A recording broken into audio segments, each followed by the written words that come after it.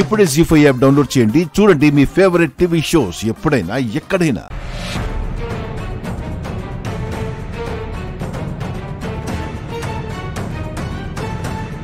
నీ మనసులో చాలా బరువైన ప్రశ్నలు మోసుకొచ్చినట్టున్నావు.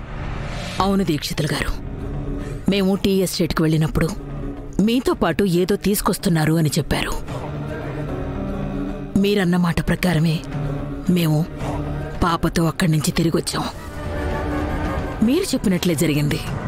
అది నేను చెప్పింది కాదు అరవింద, ఆ భగవంతుడే నా చేత పలికించాడు. అప్పటినుంచి ఇన్ని సంవత్సరాలు వాళ్ళలో సంతోషం చూశాను, సమస్యలు లేకపోవడం చూశాను, గెలవడం చూశాను. ఒక తల్లిగా వాణ్ణి చూసి నేను చాలా గర్వపడ్డాను. కానీ ఇప్పుడు మళ్లీ మిత్రలో మార్పు మొదలైంది. వాడిలో కోపం చూస్తున్నాను, చిరాకు, అసహనం చూస్తున్నాను. ఇవన్నీ మళ్లీ ఎటువైపు దారితీస్తాయోనని నాకు కొంచెం అనుమానంగా ఉంది దీక్షితులు గారు. కన్న బిడ్డ మీద కన్న తల్లికి అనుమానం మొదలైందంటే ఆ అనుమానానికి చాలా బలమైన కారణమే ఉంటుంది అరవింద. అంటే మీరు దేని గురించి మాట్లాడుతున్నారు దీక్షితులు గారు?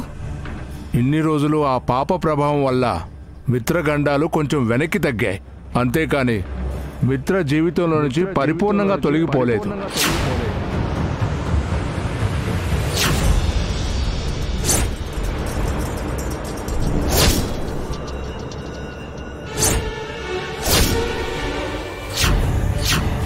ఇన్నాళ్ల తర్వాత మిత్ర జీవితంలో అట్టడుగున ఉండిపోయిన గండాలు ఒక్కసారిగా విరుచుకుపడడానికి సిద్ధంగా ఉన్నాయి.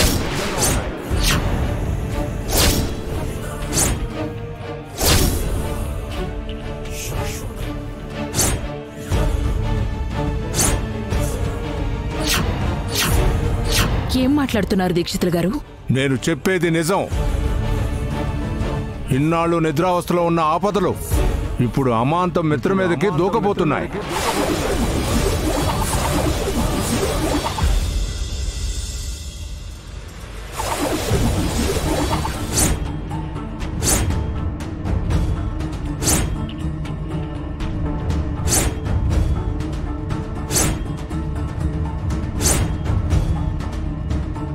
ఇన్నాళ్ళు వాడి చుట్టూ ఎలాంటి ప్రమాదమూ లేదని ఎంతో నిశ్చింతగా ఉన్నాను.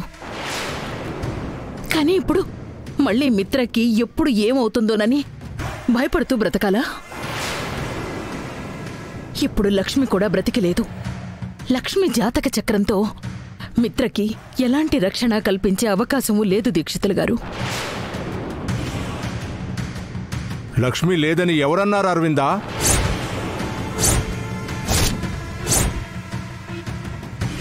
ఏం మాట్లాడుతున్నారు దీక్షితులు గారు? లక్ష్మి చనిపోయిందని ప్రపంచం అంతా నమ్మింది. లక్ష్మి బ్రతికే ఉంది.